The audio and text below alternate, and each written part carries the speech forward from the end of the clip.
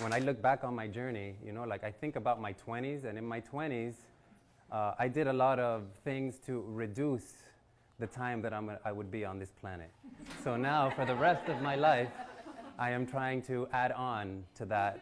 And right now, what I've been digging into a lot of is longevity and health span. And health span is how health and wellness adds to making your life and your quality of life longer. So a good quote that I heard the other day was, I would like to help people die in a young but old body, if you understand what that means.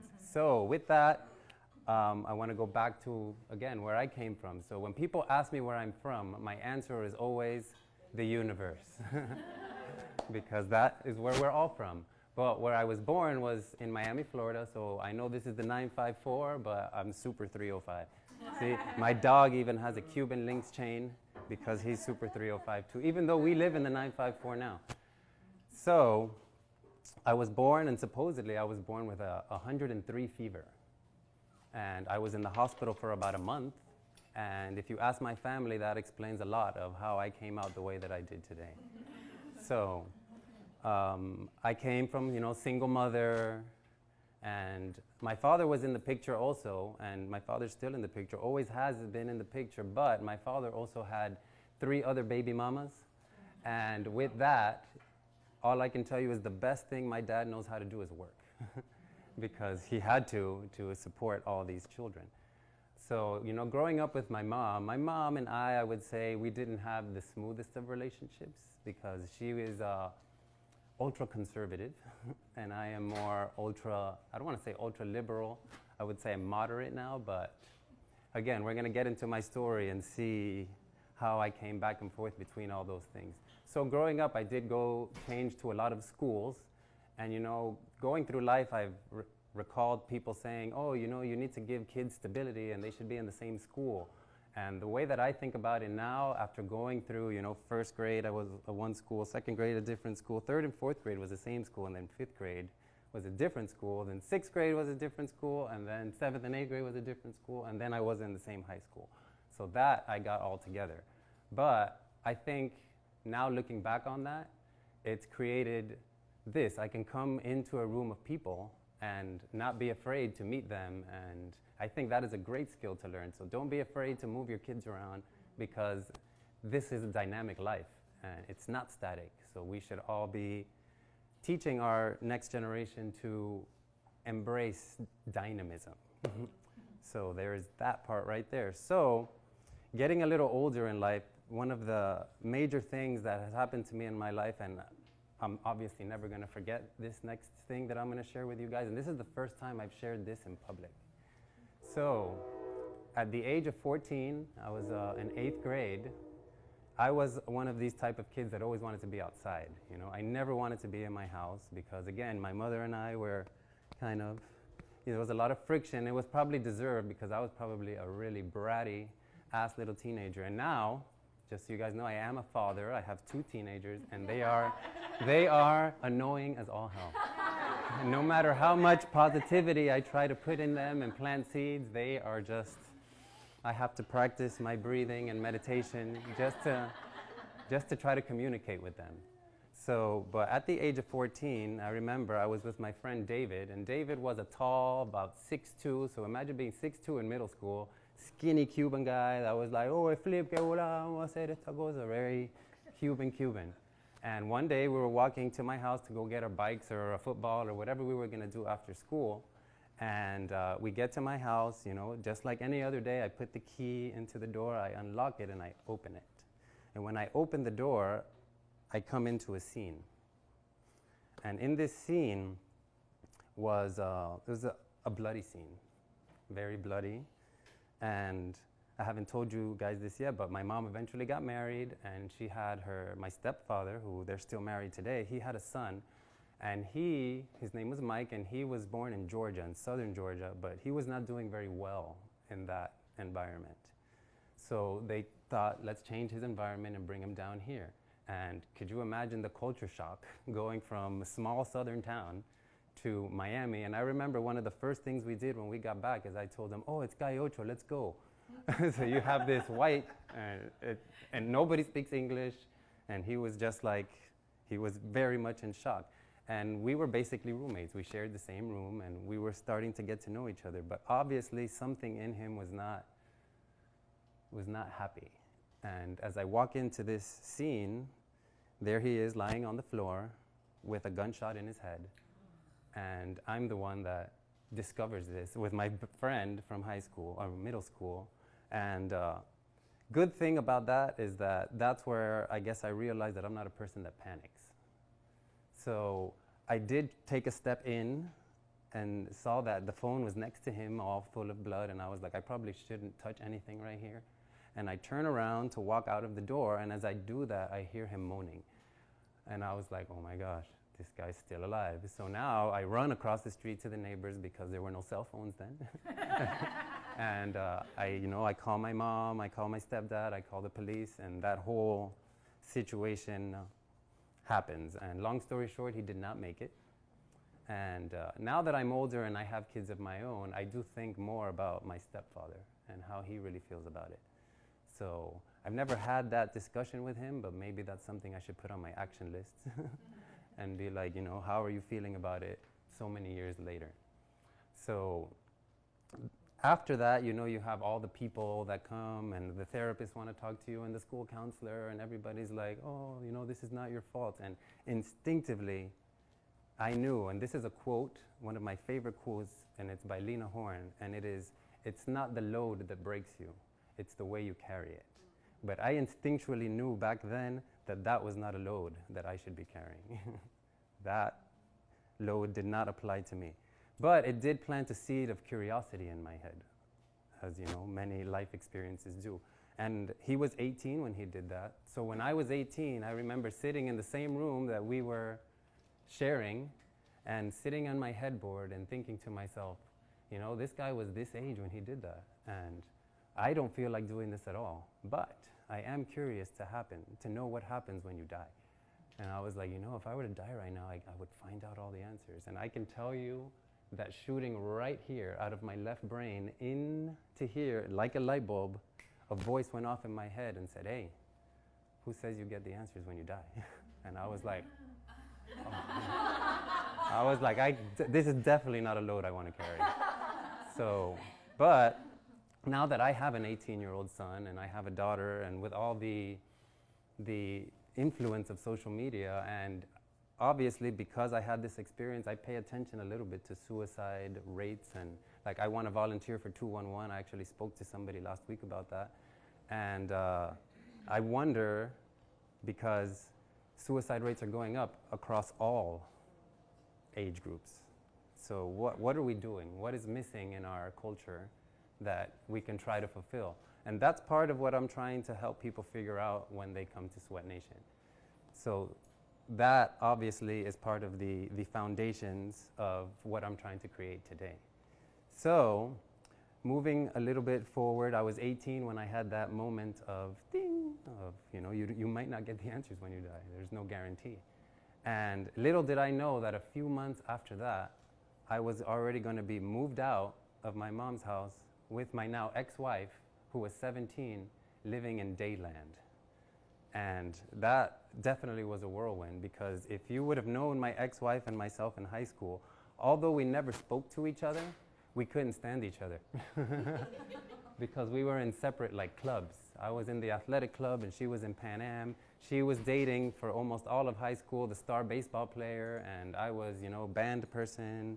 I was the president of the athletic club and student. I was super involved, but I never thought that I would end up with this girl. So a month before I graduated, at the end of the year, they always do like a talent show. And in that talent show, I guess I was a young teenager then, but in my younger teenage years, I always wanted to learn how to dance salsa. So I had already, at that point, been dancing salsa for about 2 years. So at my senior year, we decided, a friend of mine and myself, we were going to do like a Cuban rueda salsa for the talent show. And she was one of the people who came to be in the show. And according to her, when she used to tell the story, the second that I grabbed her to dance, that was it. She was like head over heels. So again, I was 18, she was 17, and I graduated in June of 1997, so then that's June, July, August, September. By October, we were living on our own, adulting. And, you know, obviously I didn't get along with her mother because I took away her little girl. Not that I took her away, but we didn't know what we were doing. And now that I think my son is the same age that I was and has a girlfriend that he's head over heels over, nothing exists in this world except for this girl for him. And I was like, that's the age that I decided I was an adult, because this guy can barely wipe his ass. And there's no way. And I wasn't much better. As a matter of fact, my son is probably a lot more ahead than I was, because at least he's a good student. You know, he's an athlete and he's done all the right things. Where me, I don't know how I got through high school. So saying that I was mindless would not be an understatement. I didn't pay attention to anything I was doing. All I ever wanted to do was socialize and have fun, and that was about it. So that relationship lasted 10 years. So that whim ended up being a 10-year relationship that obviously now I'm very grateful for. I get along with my ex-wife. We don't have much energy, but looking back to some of the choices I made that have got me here today, and some of the choices that I observe from a distance with her, she does not practice mindfulness. And it's hard because I try to instill it in my kids, but it's not coming from the other side. So that's an ongoing battle that I guess I'm going to have to continue to try to figure out how to solve. So, but in that 10 years, when I say that my 20s was the opposite of what my life is now. So in my 20s, my 9 to 5 was I worked for a liquor distributor. So I would go to places like this and drink wine and drink liquor and do all that stuff. I had a side hustle where I set up poker games in bars and restaurants. So during the day, I was in bars and restaurants. During the night, I was in bars and restaurants. On the weekends, I used to DJ. And then I used to throw these parties that it's literally no understatement. When I say, when I threw a party, there was no club in Miami that had anybody in it. And looking back, it's insane. And actually, the very last question that it's not a judge, but I had to file for bankruptcy after my divorce. And the very last question that the adjudicators or whatever asked me before they were going to finish my case was, did you own a nightclub in Hallandale Beach? And I was like, I owned a home in Hallandale Beach. That's where I ended it. And in my head, I was like, wow, because that house had a separate garage. It was a 3-car garage, 2 stories high, but it was like a loft. And in front of me, if you know where Big Al's gun range is in Hallandale Beach, I lived right behind that. So the music, I'm not gonna bother the gun range. And so that was my life for 10 years. For 10 years, I barely got any sleep. I did intermittent fasting because I was doing a lot of drugs. But I will say this, although I was doing a lot of drugs, I never didn't go to my son's soccer game. I never missed a day of work. And that's when I realized it's really amazing to be in your 20s, because the amount of energy that you have at that time is, you know, because if I tried to do that now, forget about it. So now I'm going through a divorce, and I'm going through the divorce in 2007, 2008. And what else was going on in 2000, 2008 in our culture? You know, everything was just, so a little bit before that, I had sold the poker company. And when that economic downturn came, the guys who bought it from me filed for bankruptcy also. So then I lost a stream of income there. And all I had left was my 9 to 5 in the liquor distributor. And it just wasn't giving me any feeling of fulfillment, especially since, you know, I'd been with this person since high school. The only thing I knew as an adult was being with this other person. So I went through that time in life where you feel like you have nothing to offer. But luckily for me, right before I got divorced, and if I didn't make this impulse buy before I got divorced, I don't know if it would have happened this way, but I bought a mountain bike. And that completely changed my life. And I think back to the guys, my friends Jimmy and Mike, who invited me to Markham Park for my first biking ride, and they didn't tell me, oh, we're gonna go mountain biking. And they're like, oh, let's come to the park and let's go for a ride. So I'm like, oh, we're going to go right around the park, drink some beer, smoke some weed. It's going to be great. And when I get there, they give me a bike. They're like, here, take this helmet, take these gloves. And I'm like, where are we going? And they're like, oh, we're gonna go ride the trails. I'm like, oh, I guess we're gonna go ride the trails. So they take me into Markham Park into the warm-up. And when the warm-up is done, I'm like, what the hell is this? Where did you guys bring me? Are we done? And they're like, no, that was just the warm-up. And I'm like, are you kidding me? I'm like, when are we gonna leave this place? Because this place is gonna hurt me. And we went through that day and we got through it. And of course, at the end of the day, they're laughing at me because I'm just like, you guys are assholes because you didn't prepare me for this at all. And I remember driving home that day almost not being able to and thinking to myself, I need to come back here because I cannot let these guys laugh at me like that. And again, making a decision that you don't know is going to really alter the change that is going to happen in your life. And that was one of those moments that when I look back, what if I didn't choose to go back? Where would I be today? Because after that day, I started mountain biking like a madman. I didn't have my poker business at night. I didn't have a wife that I had to hang out with. I would get my kids, on the weekends and, that normal split that they do. And I had all this time. Now, what I didn't have was the amount of money that I had before. So, but at that point, I was like, this is where I'm at. I have this bike, and I bought it. And I remember the first time that I changed from, because mountain biking, they have the pedals, and then you have to buy clips. And I remember the first time that I bought clips, and I thought to myself, all right, now I'm going to ride so much better, because now I can pull with my hamstring, too. And if I didn't fall 10 times in that warm-up, thinking to myself, this is a completely different experience. I'm now attached to this thing, and when I fall, it's coming with me. So I had to relearn how to ride, and it literally took me a month after I bought that bike and got those clips to convince myself. I was like, I spent this money on this thing. I can't just let it sit there. I need to go back out there. And I started by just riding around the block and just practicing getting in and out. And eventually I was able to go back into the trails. And long story short, I ended up racing mountain bikes for 3 years. And how that changed my life is that mountain biking forces you to be mindful. Because if you start wandering, you're going to wander into a tree.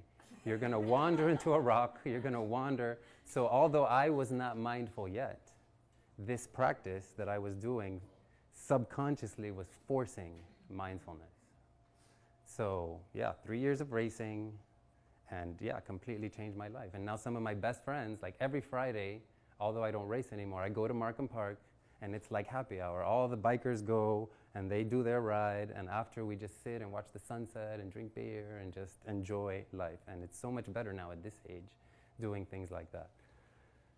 So that is where I think I got the foundation for mindfulness that is now a part of what Sweat Nation is. So the next step that led me to where I'm at is mountain biking that much. Number one, I was going through a time where I didn't feel very useful to anybody. So all I did was bike. And thank goodness for that, because again, that's exercise. And what does exercise do? Releases endorphins. I was doing it mindlessly, but the benefits were happening. And again, now I was single. And although this is my beautiful wife over here, Maritza, she might not believe what I'm going to say next, but I didn't think I was as attractive as people thought I was. Because I was always with this one person and never really had experiences outside of that.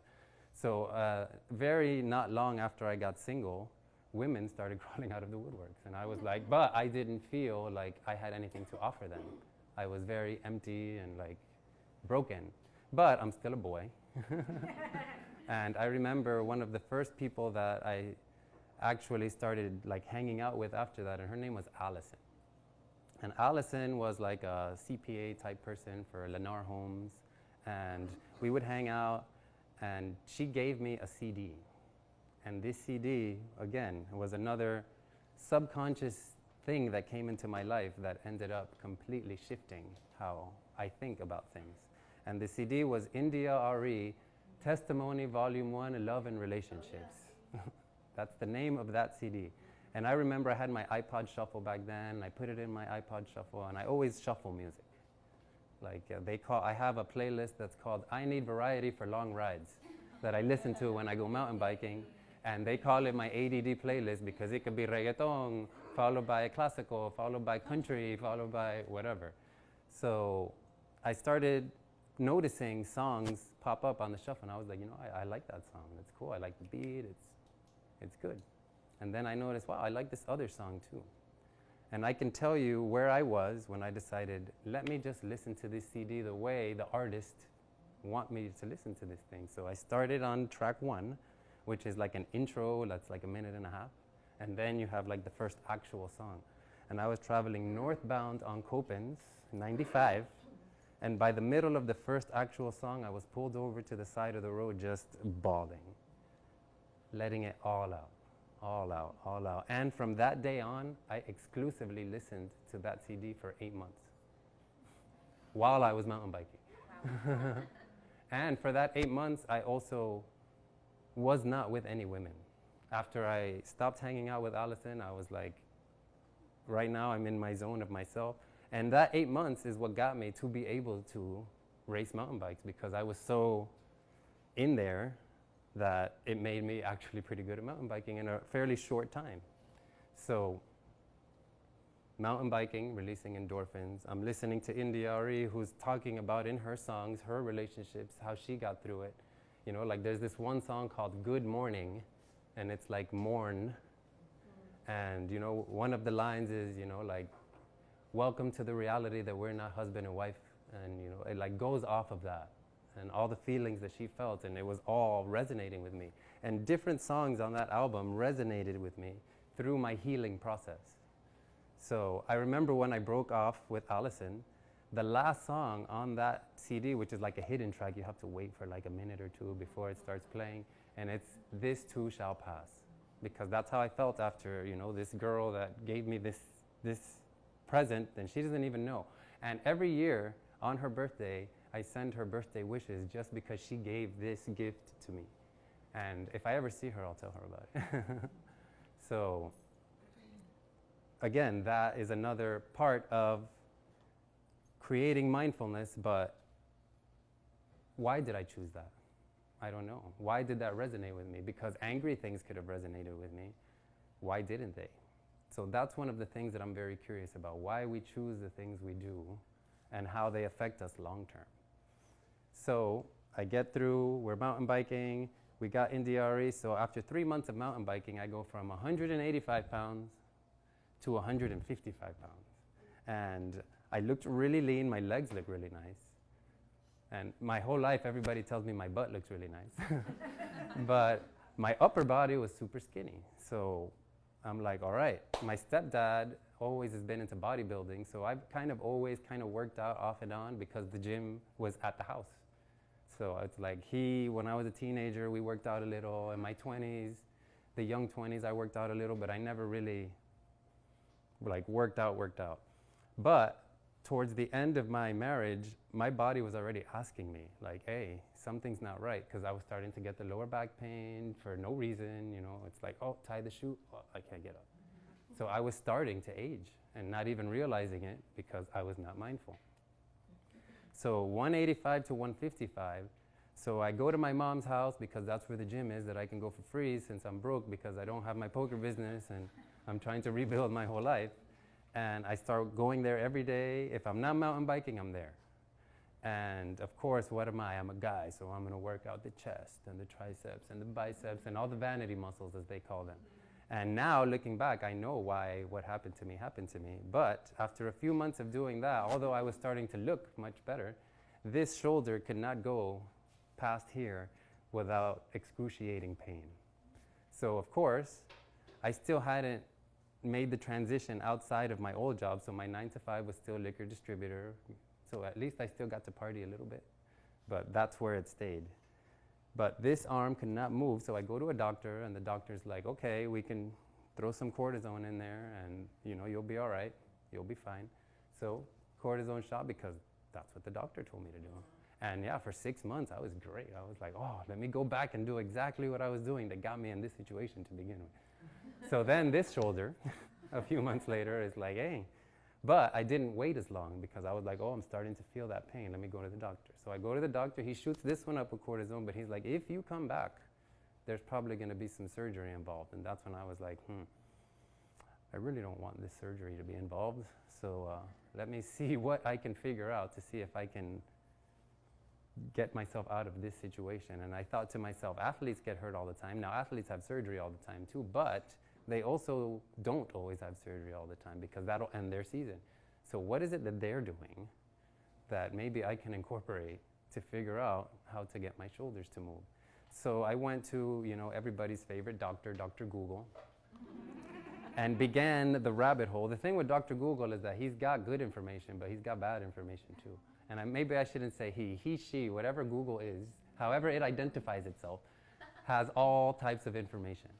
So I just started reading and reading until I was starting to pick up the vocabulary of, that type of training.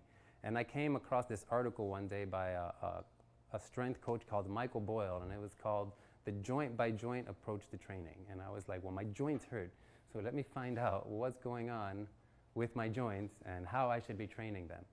So I read his article, and then I started looking at the concept of corrective exercises and, being able to move better. So then what I figured out over time is that what had happened was from doing a lot of chest exercises, my chest muscles, when things get stronger, they get tighter, especially if you don't stretch, which of course I wasn't doing. So when that happens, this begins to become tighter, and we are creatures of physics. If you have a levy, a pulley and a levy, and it's off center, over time, it's going to wear out until it breaks. So that's what was beginning to happen to me. These muscles were shortened, bringing my shoulders forward and down, bringing my AC joint out of place. So every time it would come up, it would push down. So then what I had to do, I couldn't do chest for a year. But what I had to do was stretch these muscles all the time, strengthen my upper back so that I can get more openness.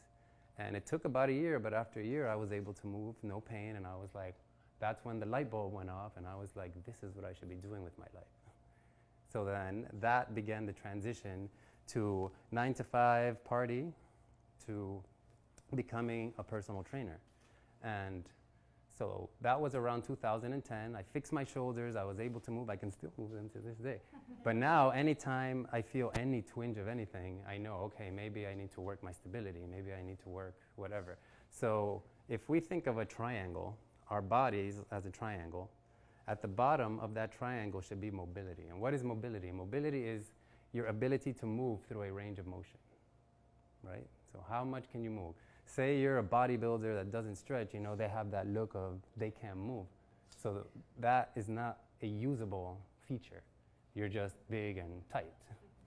So after mobility, in the middle of our pyramid is stability. And stability is how much can you basically balance through that range of motion. And where most people get hurt is at the ends of the ranges of motion. So you really want to work your stability and the end ranges, of course in the middle also, but the middle is easier than the end ranges. So then I had to work on opening, but then becoming more stable in all of those things. And then at the top of the pyramid is where you have strength. So once you can move, and once you're stable, now you can get strong. And now what do most guys do? Most guys just go to the gym, they just want to be strong. So they forget about the rest of the pyramid, and that's what I did. And then there's the holy grail that's like the eyeball on top of the pyramid, and that is power. And power is how you incorporate all these things with speed. Boom. That's where you get your Olympic lifts and all that stuff. So I started to get some clients. And what's one of the first questions that somebody's going to ask you after you finish working out? Anybody have a guess? How do you feel? Well, yes. What else? Give me some more guesses. After you work out, it's like, okay, what should I eat? So then it's like, okay, well, what should people eat? And that began now the rabbit hole into nutrition. And let me tell you something about nutrition. It's very dogmatic. It's just like a religion. People, it's like And I was one of those people. In the beginning, I was a very calories in, calories out person, because that's what, you know, the bodybuilding tradition that came out of the 80s taught all of us. It's like, if you want more muscle, you need to eat more. But if you want to see your abs, you need to eat less. So that was what I would give people in the beginning.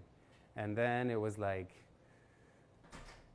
I was at that point where everybody's like, what do I eat? And all I would tell them was, you need to eat protein, but I've never met any diet that says don't eat vegetables. So eat vegetables. But now there is a diet where people don't eat vegetables. But that's a recent addition into the dogma of nutrition. So I started getting into all these things, and that eventually I got into things like the autoimmune protocol, Whole30. So I tell people I am my greatest science project. Whenever I come across an idea, I want to talk about it, but I want to experience it. And I also understand the way I experience it may not be the way you experience it. You know, we have we're different. So when I get new clients, one of the first things I tell them is, we are all different puzzles. And not only are we puzzles, we are dynamic puzzles. It's a puzzle in motion. You're trying to hit a target that's constantly moving. So when I get clients now, I have this intake that's like 20 pages long, and it asks about their psychology, because if anybody thinks out there that emotion doesn't have anything to do with this stuff, they are sadly mistaken. So say you have back pain. Does anybody have back pain right now? Come over here. Let's see if this works. Where are you feeling your back pain? L5. Okay. Is it shooting down? Is it shooting down your nerves yet? Are you getting pins and needles? I do get sciatica down this leg. I'm not feeling that now, but it's been pretty bad. And have you done any type of therapy for this? All sorts of stuff. And has any of it stuck with you? Not really. I did some physical therapy for a number of weeks, and then my physical therapist wrote a note to my orthopedist saying it's not working. Okay, I was so like, wow, it's always worked. So the first thing I want you to focus on is breathing, because breathing is the most fundamental thing we can do. You know, that's the first thing you have to do when you're born. So, or they spank you. Well, exactly, to make you do it. Bad boy. So I want you to take 3 deep breaths for me, and I just want to see where you feel the air is going. That's 1. Chest. 1 more. Stomach, I would say. I would say it was about a mix of both. Yeah. So what I want you to do is now put your fingers here and take a deep breath and try to make your fingers expand. Belly breathing. Yes. So spread them out like this so that when you can see them open up as you breathe. So this is what I want you to now practice for the rest of your life, breathing like this. So this is like this is parasympathetic breathing. When you breathe, that is sympathetic breathing, and that type of breathing releases cortisol, which releases adrenaline, which can, not that there is not a time for that, but that's usually when the tiger or the lion is chasing you. Right. But for mostly every day, you want to breathe like that. So this, we're going to call this diaphragmatic breathing, and this is the top of your core.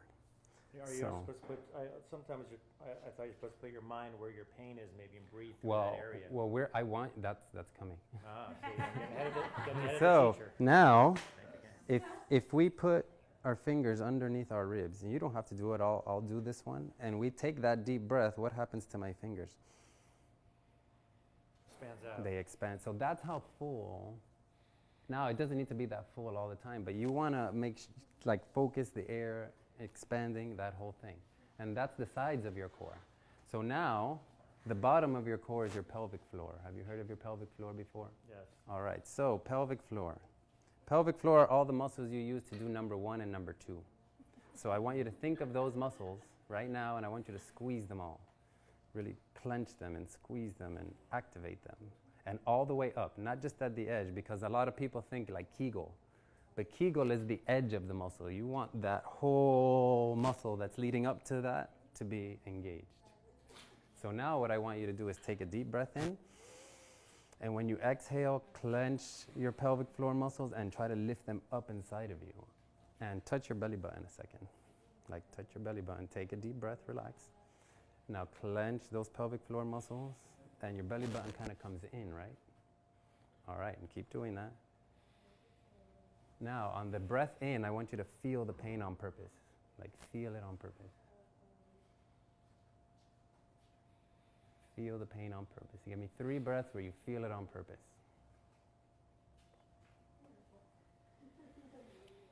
That's 2. 1 more. Now hold your pelvic floor. Hold it, hold it. Keep that belly button in. Keep that good posture. How does your back pain feel right this second? Not bad. Feel a little pain down my right quad. And that's interesting because I'm going to ask a question. What are our bodies meant to do? Move. Give me 3 guesses. Raise hand. What are our bodies meant to do? Lie down. Lie down. Yeah. Sleep is a good one. Right. 2 more. Well, move, of course. Move. Adapt. Adapt. She knows. She's spoken to me before. So our bodies are meant to adapt. So when you have your pelvic floor engaged, you feel the back pain less, right? But your body has adapted. Antagonistic muscles. But your body has adapted right now to be the way it is, which is with the pelvic floor not engaged. So when you engage the pelvic floor, it's probably pulling on the hip that's pulling on the quad because it's not used to being in the right place. So, but the back pain was less. So what does that tell you you need to do? Work on my stability muscles. Work on the pelvic breathing. floor engaging. So what ends up happening because thank you very sit a much. lot, thanks. Yes, so that's what I was going to say next. Mountain biker. Boom, we're going to go to Markham Park We later have all today. the same friends I saw on Facebook. Awesome. Yeah. Maybe I'll see you tonight for happy hour at Markham Park. So, because our bodies are meant to adapt, that means we adapt to what we do and think and feel the most. So, we sit a lot, and I don't know if this thing is going to help me balance, but let's see if my stability is good. In the middle. So, this position here shortens hip flexors, and we're like this a lot, right? Because we sit, there's tons of traffic to keep us in this position. And on top of that, we have our phones, boom. So we're constantly in this position. So say this is us, this is our pelvic floor. If the pelvic floor is out of place, what is gravity going to do to this half of the body over time? And what's taking the brunt of it? So if you get that pelvic floor underneath you, now you are supported from the bottom to the top. And everything is in place where it's supposed to be. So again, we are creatures of physics. And if we follow that physics, entropy will take longer to get us. But if we don't, entropy is always on us trying to break us down. So now you all know, engage your pelvic floor. So these are some of the things that I go over with clients, and I also go to physical therapist office and chiropractors and all these places and just help people understand these basics of why they may be in pain. And again, you're in pain, this part, because there's some structural things. But again, I don't know the emotional part. So that's a whole other thing. And I remember Brajesh did his talk at Nerd Night, and he was talking about he had back pain, and he did all the physical therapies and engaged his pelvic floor, but his pain didn't go away. And what made his pain go away was dealing with his emotions. So you can't keep all this energy locked in. Energy needs to flow outwards, because energy only goes onwards. That's all it does. It transfers from one thing to the other. But if you try to hold it in, that kinetic energy will, or no, the potential energy will, it can eat you up alive if you don't use it. So that's kind of where I'm at with my life today. So now I'm trying to really dig into the anti-aging. So how can we improve the quality of life so that as we get older, we don't need a caretaker? Not that we don't want people that care about us, but you know, you have all these people in homes and they're just deteriorating, and it's hard on the caretaker, it's hard on the person, it's hard on everybody. So my goal, one of my goals, is to help people learn how to take care of themselves so that they can take care of themselves. So I don't know how much longer I have, but I don't know if we want to do like question and answer time. So that is what I have for now. I have a lot more stories to tell, but maybe they'll invite me to another Creative Zen and I can tell some more. Yes? Flip, could you just walk people through the language you have on your business card? Okay. Talk a little bit about it. So the one where I tell people to read the fine print? Yes, sir. I think it's in my, this, maybe. Let's see here. Not that one, this one. So this is my first business card from when I became a personal trainer, and it was a sale, so I have a whole box of them that I still haven't to this day given away. So these are about 10 years old. And you see it, this is fine print. So every time I give this card out, and I have one for each of you if you want it, I tell them, make sure that you read this card when you have a moment to do your best thinking. So then I tell them, you should probably read this when you're in the bathroom. Because that's when, that is your moment of zen. You're alone. There's no distractions unless you give them to yourself. And what it says on the fine print, since he asked me to read it, Unless you're a mother, and then you're never. and you know what? You know what? I work with a lot of mothers now. And what I've realized about working with women, specifically mothers, is the hormonal waves is something that a man, unless they try to understand it, is never going to completely understand. That is a whole different aspect to health and wellness that if you do not get that in check, it's going to be a rough time. It's going to be rough. And then you have our culture where they're constantly bombarding you with things that mess up your hormones.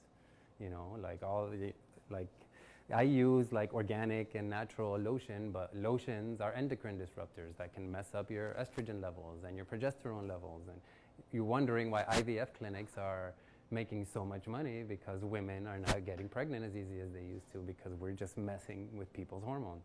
So, but back to Lewis's, again, that can do a whole nother hour just on that. So it says on this card, my mind and body are strong. I take time each day to rejuvenate and recharge. I draw from a deep well of peace and calm. I breathe in accountability and release my fears. I go after my deepest desires. I can accomplish anything. All of my dreams are coming true. I focus on my goals and have the will to make them happen. I choose to be active. I choose to be unstoppable. I am strong. I act in spite of my fears. I am bigger than my concerns and worries. I go for it. I can do anything I put my mind to. Each day I am getting stronger. I take great care of myself. The strength of others inspires me. I trust my intuition and live a courageous life. And then it says strength. So then, when I give this card to people, I always tell them, read that, and then just pretend that it's your name there and not mine. So that's the card. Awesome. So, any other questions? So many. How long do people typically just work with you? Is it forever? Well, I've Years? like my favorite clients I've had forever. My favorite clients I've had forever. And it's crazy because one of my favorite clients literally is Nanda. And she's a mom of 3 now, and I met her before she was a mom at all. And to see how she's been able to, she's basically the CEO of her family. So she's a stay-at-home mom because obviously just to be able to afford me, you have to have disposable income, to like, oh, I have this guy that's going to teach me how to take care of myself.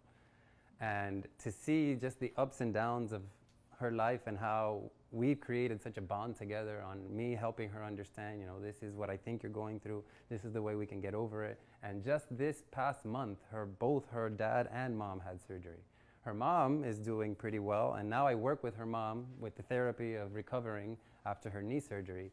But she's always had a very volatile relationship with her father. And her father likes to drink a lot, and he just had like something for lung or cancer in his throat.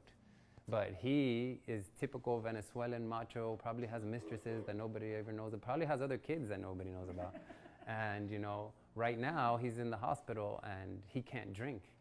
And one of the things I've learned on my journey is the chemical that is the hardest to withdraw from, aside from love, is alcohol. So alcohol is what killed Amy Winehouse, right? She tried to detox and it killed her.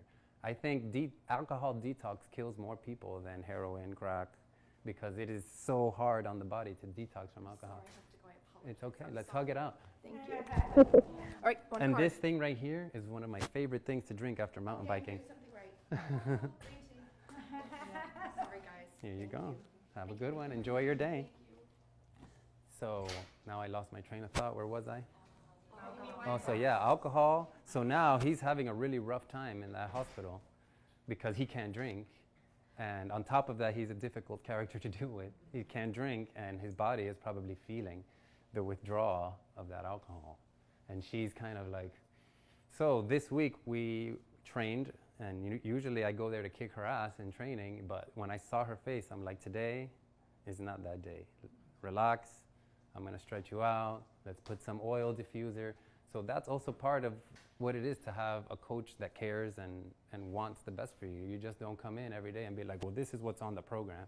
It's like, no, how are you today? You know, how are you feeling? And what can we do to enhance your health today?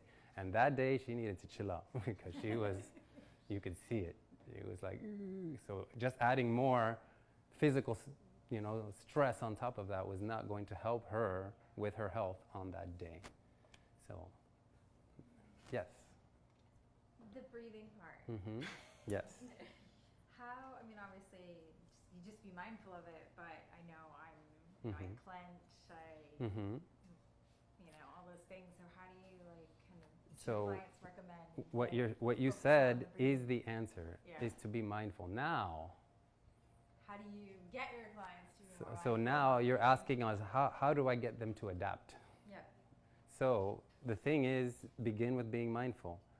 And then another thing I like to tell my clients is, allow yourself to be in kindergarten, right? Allow yourself to be in kindergarten. So when you're learning a new concept, so example, a kindergartner comes running by here and starts singing their ABCs and sings them wrong. Are we going to be upset at them? No, they're learning.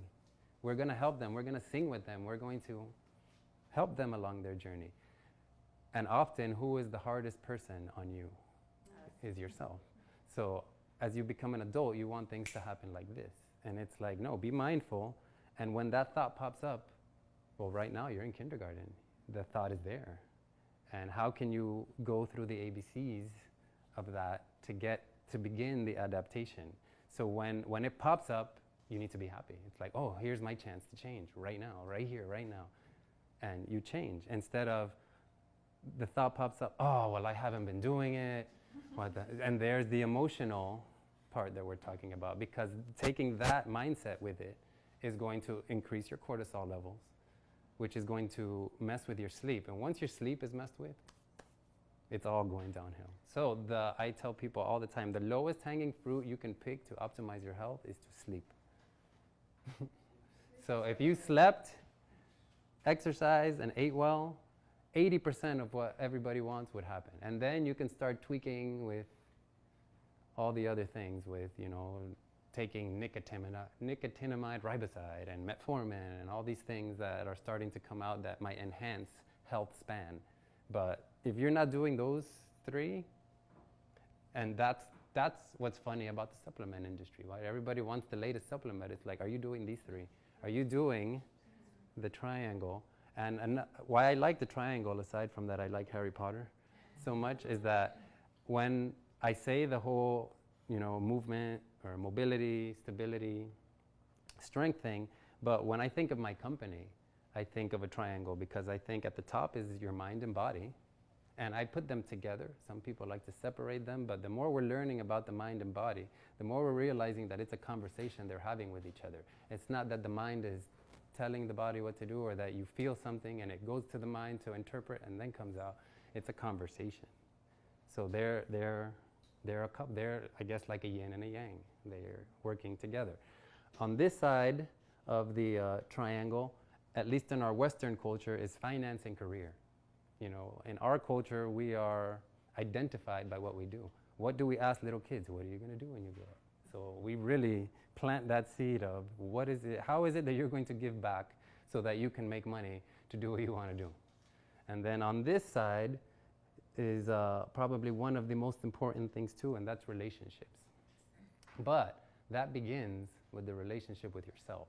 It's conscious, now you are consciously incompetent. That's the part people have a hard time with, because they don't want to be incompetent, but then they don't want to allow themselves the space to adapt to the new thing, because adaptation takes time, number one, and adaptation always comes with discomfort.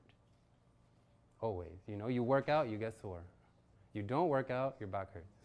Adaptation always comes with discomfort. So you need to allow yourself to be comfortable with being uncomfortable. So then you have unconscious incompetence, conscious incompetence, and then now you are consciously competent. So now you're pretty good at what you're doing. You're still thinking about it, but the brain, contrary to popular belief, is not a memory machine. The brain is a pattern recognition machine. That's why you can't remember what you did a few hours ago, but you can remember a song because a song is a pattern. So that's why pattern. So if you go through all those three, eventually you get to the point where the pattern is so in you that you are unconsciously competent. But you have to allow yourself to go through all those levels. I don't know how long that's going to take for whatever it is you're trying to accomplish, but that's how I feel you get through anything. That's how you become an expert at anything in life. Awesome. I see, yeah. Last question? I have two actually. Two. Have you ever beaten Bob McCarty? Oh, hell no. Come on. That's the playground legend. He's so good. Yeah. Mm-hmm. And second question was, are you a proponent of high intensity training, like Mike Mentor's one set till failure philosophy? I think everything is a puzzle piece to try and see how it comes out in your puzzle. Because maybe for a section of your life, that's what your body wants and is asking for, and that's what it needs. But maybe there's a section of your life that needs more Pilates and yoga. And so my goal with my body is to be able to be as versatile as possible. So I try all the things and do all the things. Mm-hmm. So there we go. Andrew. Well, thanks, man. All right.